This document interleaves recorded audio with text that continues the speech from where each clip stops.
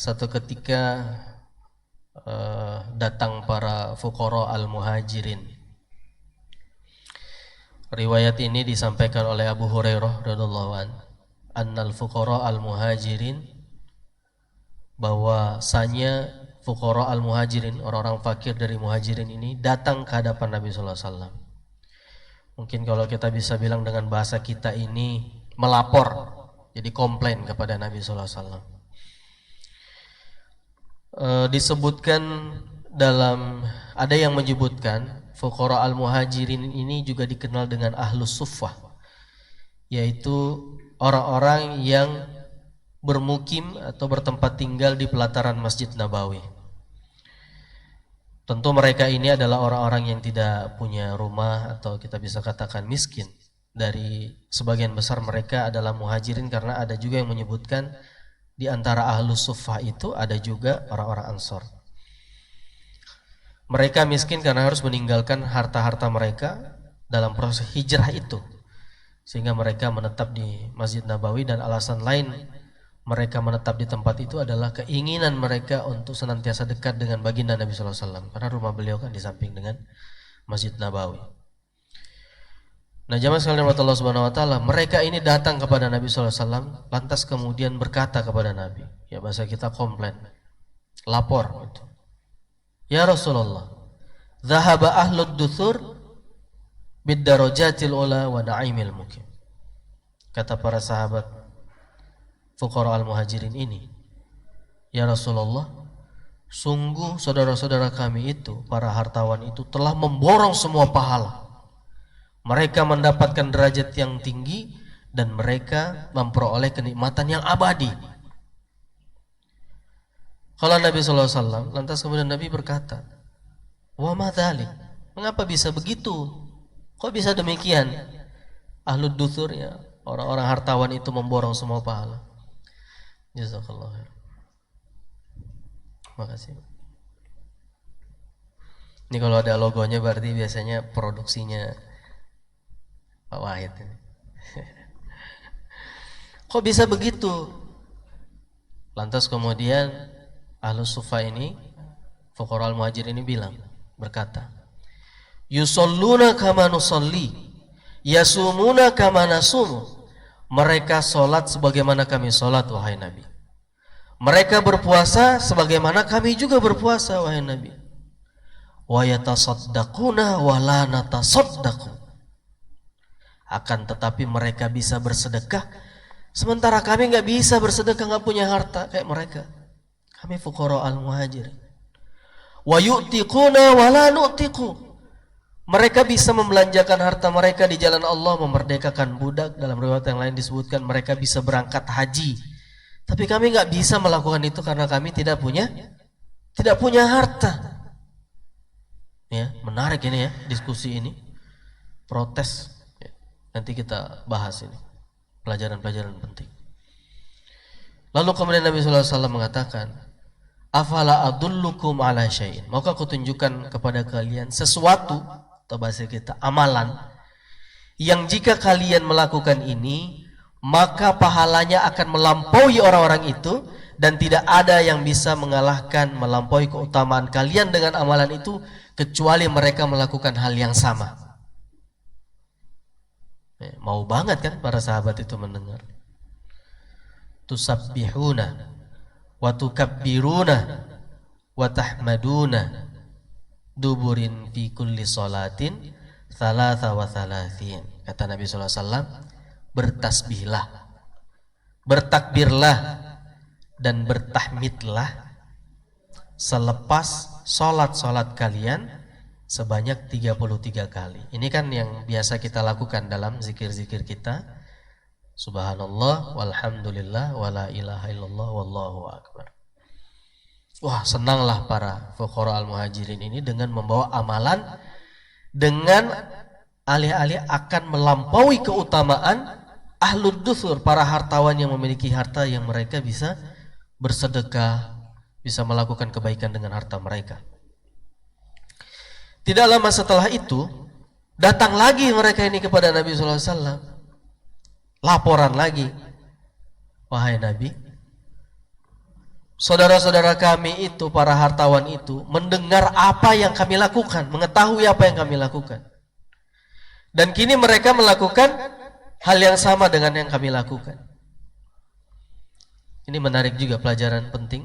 Jawaban Nabi SAW ketika itu, kata Nabi SAW, "Dzalika fadlullahi yu'tihi may yasha." Sesungguhnya itu adalah karunia Allah yang diberikan kepada siapa yang dikehendaki oleh Allah Subhanahu wa taala. Kayak kita coba ambil pelajaran penting. Tentu banyak pelajaran penting di sini. Yang pertama adalah, di samping pelajaran penting yang pertama adalah, ini menjadi dalil dalam zikir yang biasa kita lakukan. Ini sudah familiar di kalangan kita. Berzikir subhanallah, walhamdulillah, wala ilaha illallah, Allahu akbar. Bahkan di riwayat yang lain, subhanallahnya 33 kali, alhamdulillah 33 kali, dan disempurnakan menjadi 100 kali dengan 34 kali Allahu akbar. Tapi yang masyhur tentunya adalah 33 kali dari semua zikir-zikir itu. Nah, pelajaran penting yang tidak kalah pentingnya selain itu adalah, yang pertama adalah ghirah. Ada kecemburuan yang muncul, kecemburuan beragama yang muncul di hati para fuqara al-muhajirin. Betul mereka miskin, tetapi bukan karena kemiskinan itu yang membuat mereka iri, tetapi peluang dalam beramal untuk mendapatkan keutamaan di sisi Allah Subhanahu wa taala yang mereka tidak dapati karena keadaan mereka miskin. Ini kita bisa pahami ya. Beda dengan orang yang kecemburuannya karena hartanya, itu ya. Jadi kecemburuannya itu karena melihat ada peluang amal. Bagi mereka bukan masalah miskin itu. Tapi poin pentingnya adalah mereka tidak bisa melakukan amalan sebagaimana saudara-saudara mereka yang memiliki harta. Betul keadaan mereka miskin, tetapi jiwa mereka tidak miskin. Jiwa mereka kaya. Yang memenuhi jiwa mereka itu adalah keinginan untuk menyatarai amal dan mendapatkan keutamaan yang lebih di sisi Allah Subhanahu wa taala dengan kesempatan peluang yang ada pada diri mereka yang mereka tidak dapati pada diri mereka sebagaimana yang ada pada saudara-saudara mereka. Karena buktinya nanti kita akan melihat Ahlus Suffah ini dalam sejarah peradaban kaum muslimin termasuk ke dalam golongan orang-orang yang memberikan pengaruh yang begitu luas dalam peradaban kaum muslimin. Kita sebut misalnya salah satu tokoh Ahlus Suffah itu siapa? Abu Hurairah.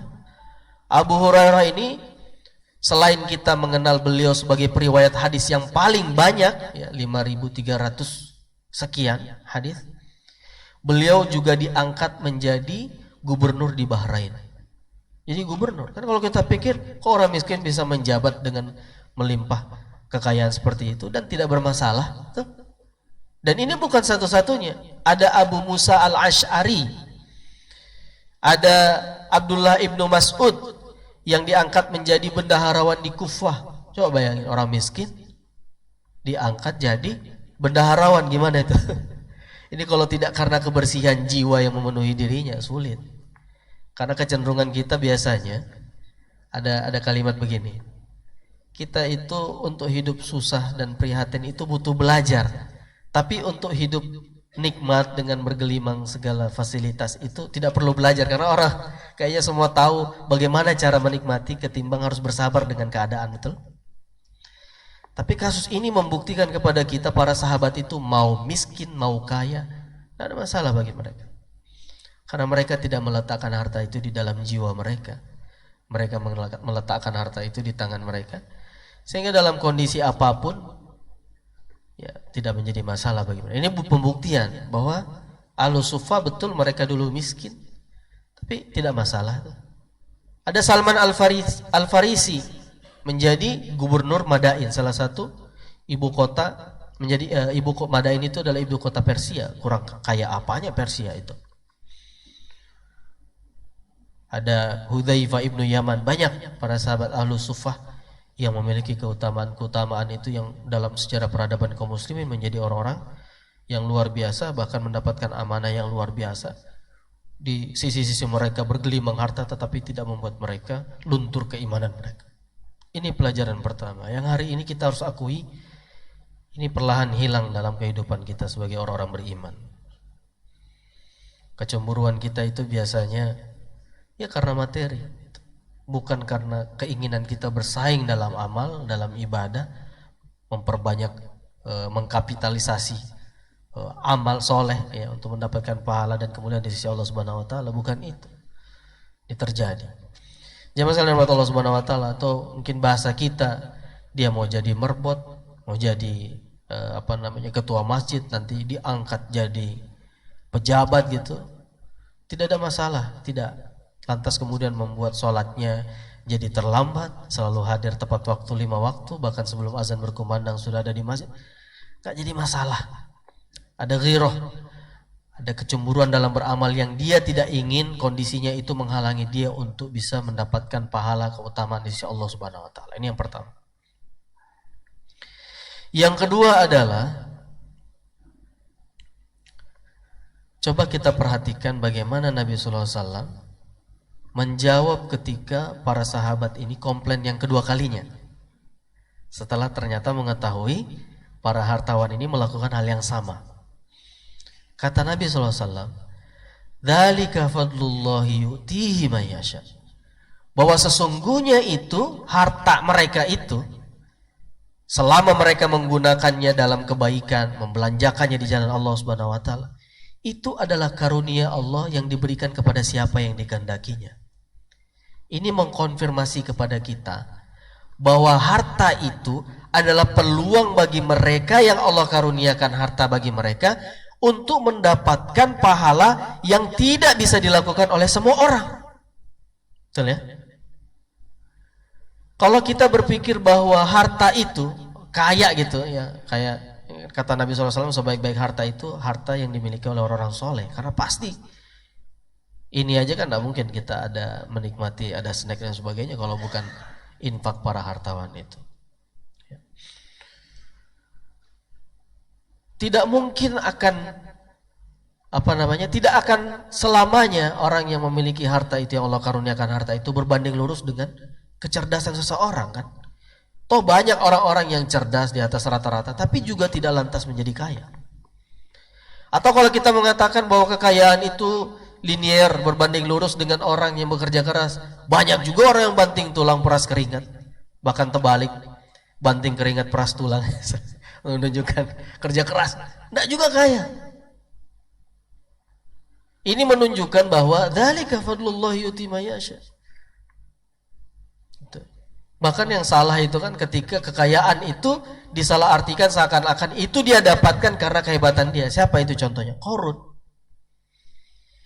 Kata Qarun, innama utitu ala ilmin indi. Katanya Qarun, ini ku dapatkan semua ini gelimang harta ini karena kehebatan ilmuku, manajemenku yang baik, aku mampu membuat keuangan, gitu, sombong.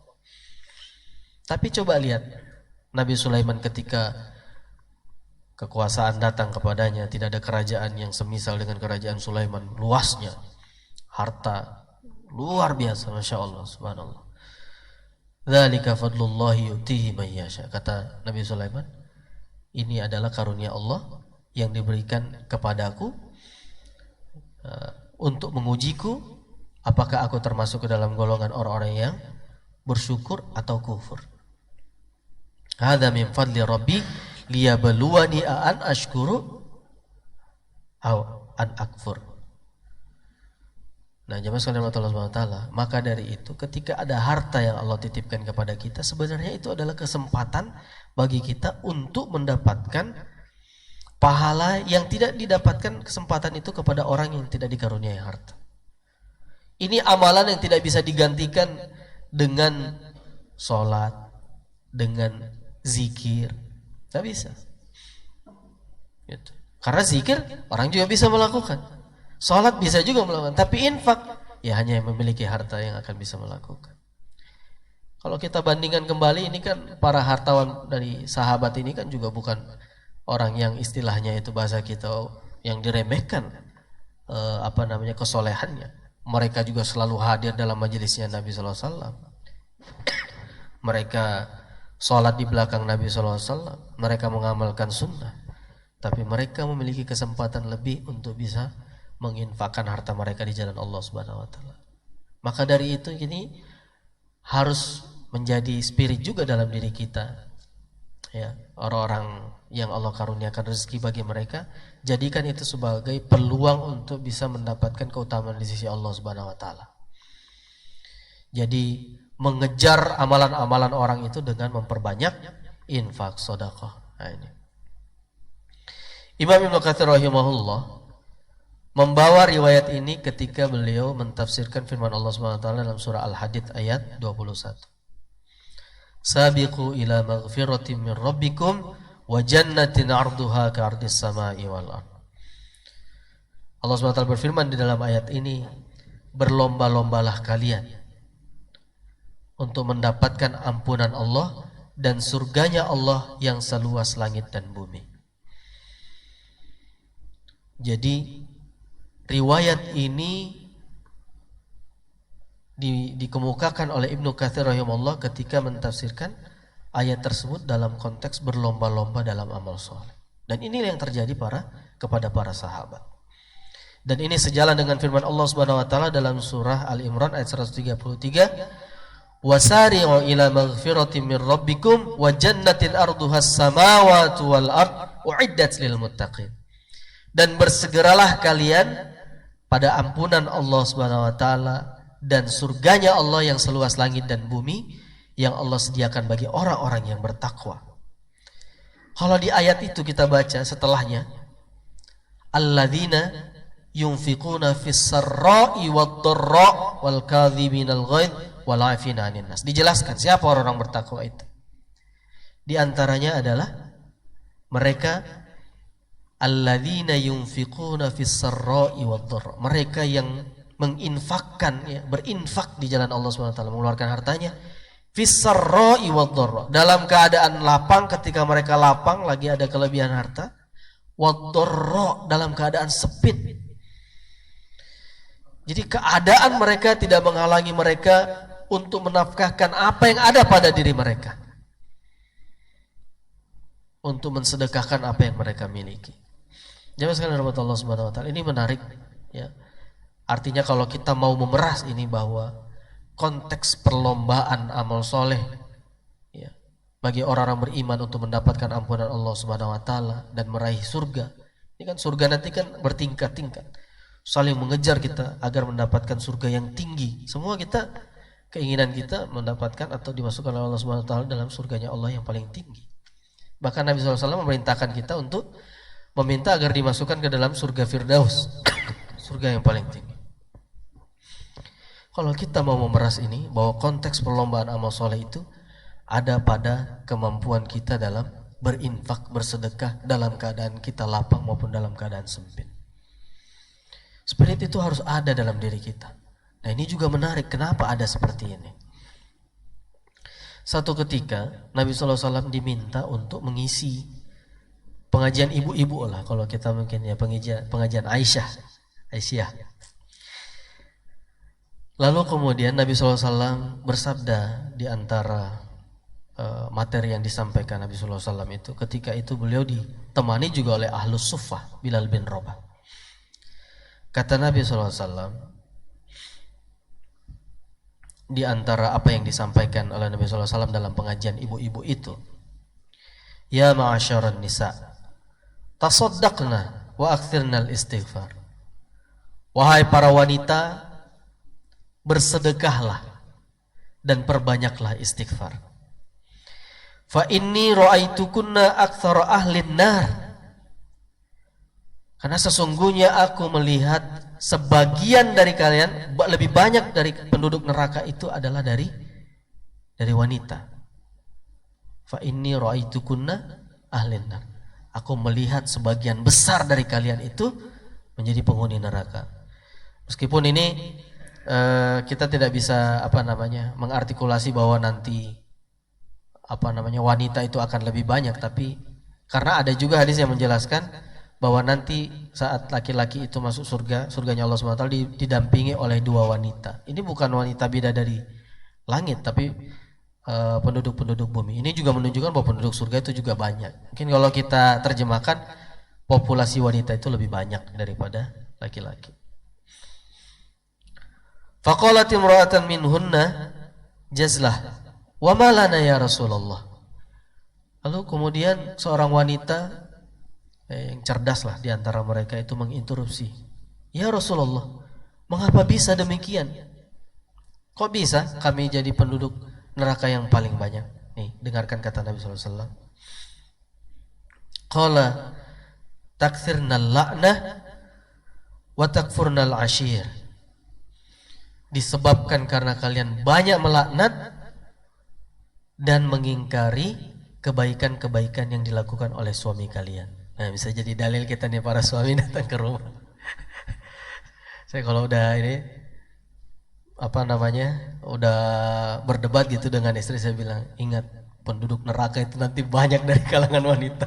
Lalu saya bilang, memang pingin istrinya masuk neraka? Ya enggak, kan saya bicara hadis ini. Tapi jangan Pak ya, semoga masuk surga gitu, bukan kita mendoakan, cuma biar diingat gitu. Habis itu pas sudah tenang baru, jangan bilang kayak gitu, emang mau istrinya masuk neraka? Loh enggak, kan saya nyampaikan hadis. Itu biar maksudnya introspeksi diri. Nah ini menarik.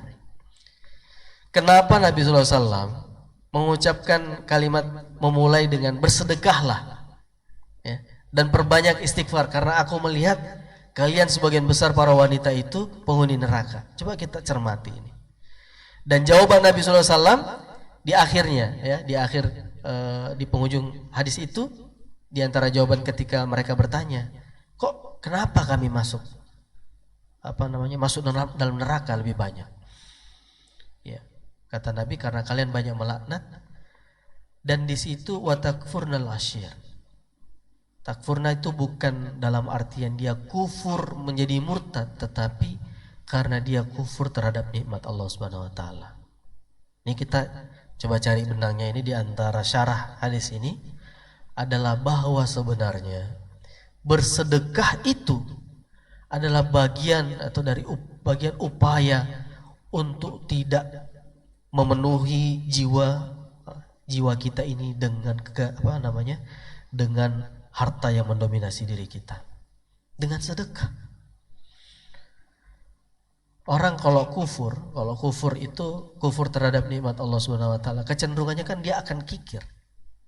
Enggak mau dia. Tapi sedekah itulah jalan agar dirinya tidak kufur. Agar dirinya tidak didominasi oleh duniawi adalah dengan bersedekah. Ini resepnya. Di surah Al-Hadid itu, kalau kita mau mentadaburi mulai dari ayat 16 sampai di bawahnya itu nanti, sebelum sampai sabiqu, itu juga menyebutkan salah satu karakteristik orang-orang yang minal musaddiqina wal musaddiqat, orang-orang yang bersedekah dari kalangan laki-laki dan orang-orang yang bersedekah dari kalangan wanita. Dan ayat setelahnya itu berbicara tentang dunia, yang kesimpulannya adalah tentang kehinaan dunia. Maknanya apa? Salah satu tadaburnya adalah Allah ingin kita ini mempunyai resep untuk tidak didominasi oleh dunia dengan cara banyak bersedekah, dengan cara banyak berinfak. Nah, para sahabat ketika itu, para sahabat wanita itu begitu mendengar Nabi SAW bersabda seperti itu, Bilal bin Rabah langsung melepaskan surbanya, dia hamparkan, dan para wanita itu langsung meletakkan perhiasan dan sebagainya. Mungkin kalau kita itu istilahnya apa yang ada di dompet berapa isinya langsung keluarin gitu loh, galang dada lah kalau kita biasanya gitu ya. Nah, ada sahabat, ini menarik memang pelajaran, Masya Allah ya, bagaimana karakteristik para sahabat itu, kecerdasan, kefakihan mereka, pahaman terhadap fikih, dan kemudian ghirah pada diri mereka, berlomba-lomba dalam kebaikan itu. Ada sahabiah, itu dia waktu hadir dalam majelis itu tidak bawa apa-apa. Nah, ini juga jadi dalil buat kita.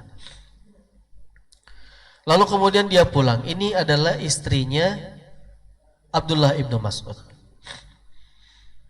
Pulang dia ke rumah, terus kemudian dia mengambil perhiasannya, lalu ditanya sama Ibnu Mas'ud, mau kemana bawa perhiasan itu? Katanya, Nabi SAW memerintahkan kami untuk bersedekah. Dia menyampaikan hadis yang tadi kita kemukakan itu. Nah terus, ya ini saya mau bersedekah melalui Nabi SAW. Saya kasih ke Nabi, nanti Nabi kan biasanya setelah sedekah itu akan dibagi-bagikan kepada fuqara. Kata Abdullah bin Mas'ud, ngapain bersedekah ke sana? Mending ke saya. Kan kamu tahu ini Abdullah bin Mas'ud adalah ahlu suffah juga, di antara orang yang termiskin di Madinah ketika itu. Saya kan juga, kamu kan tahu siapa yang miskin di Madinah ini? Ya saya. Mending sedekah ke saya. Nah, istrinya Abdullah bin Mas'ud ini masih belum yakin, akhirnya dia datang kepada Nabi SAW. Nabi, ini engkau kan tadi memerintahkanku untuk bersedekah, merintahkan kami bersedekah. Lalu saya pulang, ambil harta, saya mau sedekahkan. Tapi kata suamiku, ngapain bersedekah ke sana, mending bersedekah ke dia, karena suamiku ini termasuk orang miskin di Madinah gitu. Kata Nabi SAW, dengar kata Nabi SAW, loh benar itu kata suamimu, ya sedekahkan aja ke suamimu. Nah karena memang keutamaan sedekah itu adalah pertama, ya mensedekahkan, keutamaan bersedekah, membelanjakan mengeluarkan harta itu untuk orang-orang yang ada di sekitar kita, keluarga kita ya, maksudnya karib kerabat kita. Cari dulu ada keluarga yang miskin, sedekah ke sana, jangan jauh-jauh dulu. Meskipun itu nanti kita akan melihat ya, karena si Abdullah bin Mas'ud adalah suami dan dia punya tanggung jawab untuk menafkahi istrinya, dia akan belanjakan lagi kan untuk istrinya. Tuh coba kan, kefakihannya di sini kita lihat, dan itu tidak membuat mereka itu hilang gitu ghirah. Mereka tetap ingin beramal mendapatkan keutamaan dari Allah Subhanahu wa taala, ya. Tapi mereka juga punya kecerdasan gitu melihat kasus-kasus tertentu, dan mereka tetap bisa melakukan itu. Dan jamaah sekalian rahmat Allah Subhanahu wa taala, ya. Jadi dua pelajarannya, yang pertama ghirah, dan yang kedua adalah mari gunakan itu sebagai kesempatan ketika Allah menitipkan harta kepada kita untuk mendapatkan keutamaan di sisi Allah Subhanahu wa taala. Ini masih ada waktu sampai jam berapa? Sampai bunyi. Ya, siap. Kita lanjutkan. Nah, jamaah sekalian rahmat Allah Subhanahu wa taala, inilah yang Allah firmankan dalam surah Al-Qasas ayat 77. A'udzubillahi minasyaitonirrajim. Wabtaghi fima ataqallahu ad-daral akhirah wa la tansa nasibaka minad dunya. Kata Allah Subhanahu wa taala dalam ayat itu, dan carilah karunia Allah. Carilah pahala sebanyak-banyaknya agar kamu mendapatkan karunia Allah, kenikmatan Allah itu nanti di negeri akhirat, sempurna kenikmatan itu. Dengan apa? Dengan karunia yang Allah berikan kepadamu, dengan karunia yang ada pada dirimu. Allah mengkaruniakan kita kecerdasan, cari peluang amal itu dengan kecerdasan kita. Kita memiliki kemampuan kerja keras kuat, cari karunia Allah Subhanahu wa taala, cari pahala Allah Subhanahu wa taala dengan karunia memiliki kekuatan bekerja keras itu. Allah karuniakan dengan harta, cari pahala kemuliaan di sisi Allah Subhanahu wa taala dengan karunia harta yang Allah berikan kepadamu. Dan di ujung ayatnya, wala tansa nasibaka minad dunya. Tetapi jangan lupakan nasibmu di dunia. Ingat, ini sebatas jangan lupa. Jadi maksudnya adalah ya kita tetap harus memperhatikan kebutuhan kita di dunia ini.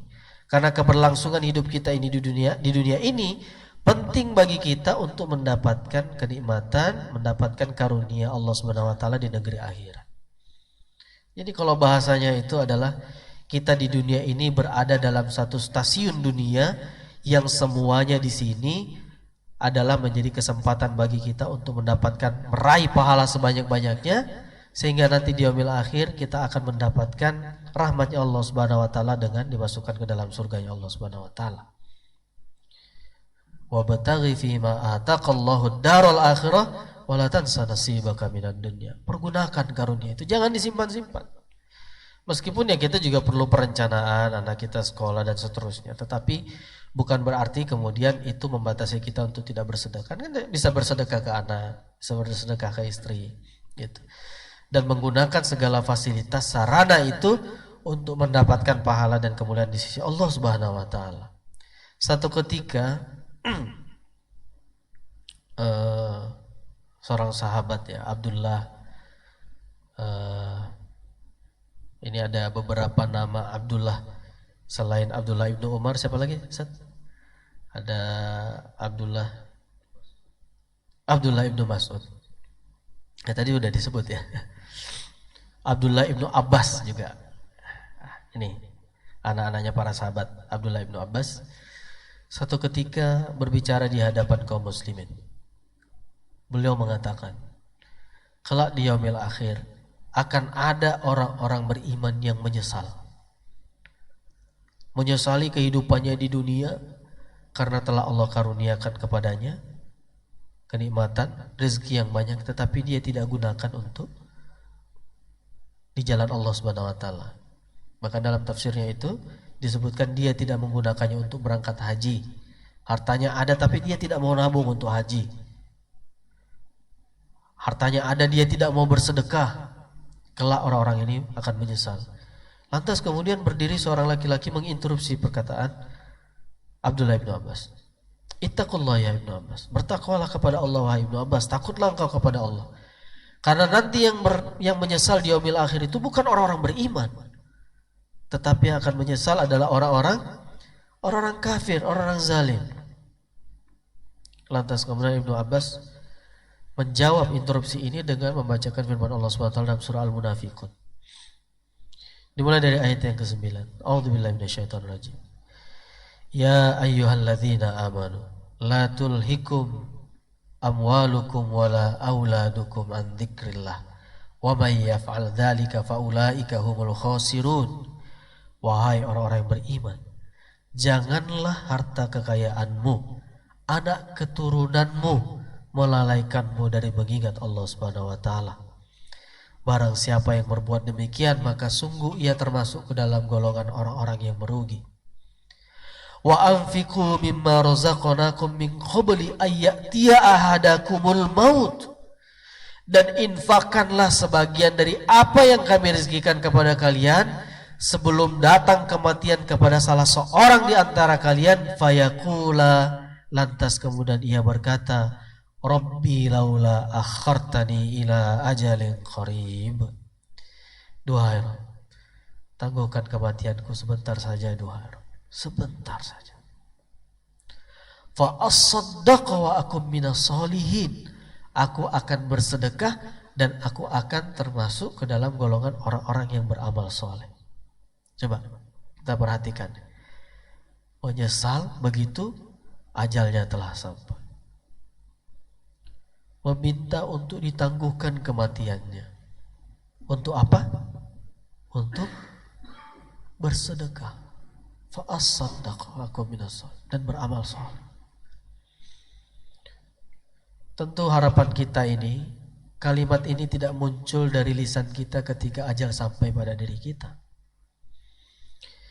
Dan sebenarnya pelajaran pentingnya yang sangat penting adalah bahwa untuk melepaskan diri kita dari dominasi dunia ini adalah dengan banyak bersedekah, banyak memberi. Jamaah sekalian Allah Subhanahu wa taala. Karena hanya dengan seperti inilah diri kita ini tidak dipenuhi dengan orientasi duniawi, gitu. Dan di akhir surah itu, wala yuakhirallahu nafsan idza jaa ajaluha wallahu khabirum bima ta'malun. Ketika ajal telah sampai, Allah tidak akan menangguhkan kematian seseorang jika ajalnya telah sampai. Dan Allah Maha mengetahui apa-apa yang kamu kerjakan. Jamaah sekalian Allah Subhanahu wa taala, sekali lagi, dengan dunia yang hari ini penuh dengan berbagai macam ragamnya yang membuat orang itu sampai mengalami disorientasi hidup dengan gelimang dunia ini. Karena dunia semua bentuknya dalam berbagai macam ragamnya itu ada di depan kita. Dan sudah ada resepnya Allah kasih. Agar kita ini tidak diperbudak oleh harta. Apa itu? Dengan bersedekah, dengan berinfak. Satu ketika Nabi sallallahu alaihi wasallam bersabda kepada para sahabat, Kata Nabi SAW, sungguh yang kukhawatirkan setelahku nanti bukanlah kembalinya kalian kepada kekafiran, tetapi yang kukhawatirkan adalah ketika dunia dibuka dan kalian masuk ke dalamnya, berlomba-lomba masuk ke dalamnya, saling berlomba sikut-sikut begitu. Maknanya apa jemaah sekalian? Maknanya adalah bahwa dunia itu bahkan bisa membuat orang itu lebih daripada kekufuran, daripada kekafiran. Menanggalkan agamanya, menanggalkan semuanya dia hilangkan hanya untuk obsesinya terhadap dunia itu. Hati-hati.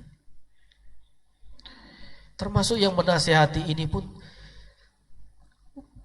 gak bisa memastikan akan terlepas dari fitnah dunia ini. Tapi tentu ada dalam diri kita ikhtiar untuk senantiasa memelihara diri kita dalam ketaatan kepada Allah Subhanahu wa taala. Memelihara diri kita agar tidak didominasi oleh dunia. Dan sama-sama resepnya Allah sudah kasih. Banyak-banyak bersedekah. Atau kalau kita mau luaskan karunia apapun yang Allah berikan kepada kita, jadikan itu sebagai peluang amal untuk melipat ganda pahala kita di sisi Allah Subhanahu wa taala. Gunakan. Punya kekuatan apa kita? Punya tenaga, sumbang kontribusi tenaga kita di jalan Allah Subhanahu wa taala. Punya kemampuan manajemen keuangan, daftarkan diri di jadi sekretaris PCM itu atau diranting untuk bisa ikut mengelola keuangan amal usaha jamaah kita. Gunakan semua karunia itu. Ada harta, kelebihan harta, gunakan itu untuk di jalan Allah Subhanahu wa taala. Semoga bermanfaat, menjadi nasihat bagi kita semua dan Allah memelihara kita dalam kebaikan. Senantiasa hati kita tunduk patuh kepada Allah Subhanahu wa taala dalam ketaatan. Dan kita sekali lagi, ini adalah karunia dari Allah Subhanahu wa taala juga ya. Kita bisa beraktivitas sepagi ini dengan amal-amal yang demikian banyak. Tentu ini semata-mata dari rahmat Allah Subhanahu wa taala. Bukan karena kehebatan kita, tapi karena rahmatnya Allah Subhanahu wa taala. Satu ketika ada orang datang, kata Allah Subhanahu wa taala sebagaimana yang disabdakan Nabi sallallahu alaihi wasallam, ada malaikat Jibril menginformasikan bahwa nanti di yaumil akhir itu ada orang yang dia menghabiskan 500 tahun beribadah sujud kepada Allah Subhanahu wa taala. Ketika itu Allah memasukkan dia ke dalam surganya Allah. Kata Allah, masuklah engkau ke dalam surgaku karena rahmatku. Dan dia selalu mengulang, kenapa aku tidak masuk surgamu? Karena amalku. Sampai kemudian Allah SWT mengatakan, oke, kalau begitu mari kita hitung besarnya rahmatku, karuniaku kepadamu dibandingkan dengan banyaknya amalan yang kamu lakukan selama 500 tahun itu dalam ibadah. Kata Allah SWT, dihitung mulai mata. Ternyata karunia, kenikmatan yang Allah berikan kepada matanya lebih banyak daripada timbangan amalnya, sujudnya selama 500 tahun. Lalu kata Allah, masukkan dia ke dalam nerakaku. Diseret dia, lalu kemudian dia memohon ampun, ya Allah ampuni aku. Masukkan aku ke dalam surgamu karena rahmatku. Lalu kemudian Allah mengampuninya dan masukkan ke dalam surganya Allah Subhanahu wa taala. Kita bangun di malam sebelum subuh karena Allah membangunkan kita. Mudah kita ke masjid ini, salat sunnah fajar bahkan. Allah yang menggerakkan, memudahkan nanti kita, langkah kita. Hadir kita di majelis taklim, Allah yang memudahkan kita. Memberi kita kesehatan, Allah yang beri kita kesehatan. Maka dari itu, manifestasi rasa syukur atas segala karunia Allah Subhanahu wa taala ini adalah dengan meningkatkan kenikmatan, dengan meningkatkan ketaatan kepada Allah Subhanahu wa taala. Jadi betapa diri kita ini tidak bisa berterima kasih jika kita tidak menggunakan segala kesempatan itu, mengartikulasi rahmat yang Allah berikan kepada kita itu sebagai tanda cinta Allah Subhanahu wa taala. Kan bisa saja Allah berikan kepada di antara miliaran hambanya Allah Subhanahu wa taala di muka bumi ini, tapi kenapa Allah memilih kita? Mari kita pahami ini sebagai pesan-pesan cinta rahmat Allah Subhanahu wa taala dari Allah kepada kita. Allah pingin kita. Mungkin kalau kita bertanya bangun tengah malam, kenapa aku ya Allah? Kata Allah, aku pingin kamu yang datang hambaku. Sujud kamu ke hadapan. Padahal banyak orang yang hidupnya tidurnya lebih banyak daripada kita, tapi tidak juga kemudian mudah bagi mereka bisa bangun. Subuh di masjid, emang mudah? Tidak mudah bagi sebagian orang. Tapi kenapa mudah bagi kita? Allah ingin kita yang hadir, sholat, berdiri kita di belakang imam, rukuk, sujud. Allah ingin kita yang sujud gitu. Lebih begitu. Semoga Allah memelihara kenikmatan itu dalam diri kita sampai kita menghembuskan nafas terakhir kita. Dan kita berharap dikumpulkan dengan manusia yang paling kita cintai di muka bumi ini, baginda Nabi sallallahu alaihi wasallam di yaumil akhir nanti. Hadanallahu wa iyyakum ajmain. Kita tutup dengan doa kafaratul majelis. Subhanakallah wa bihamdika asyhadu an la ilaha illa anta astaghfiruka wa atubu ilaik. Billahi taufik. Assalamualaikum warahmatullahi wabarakatuh.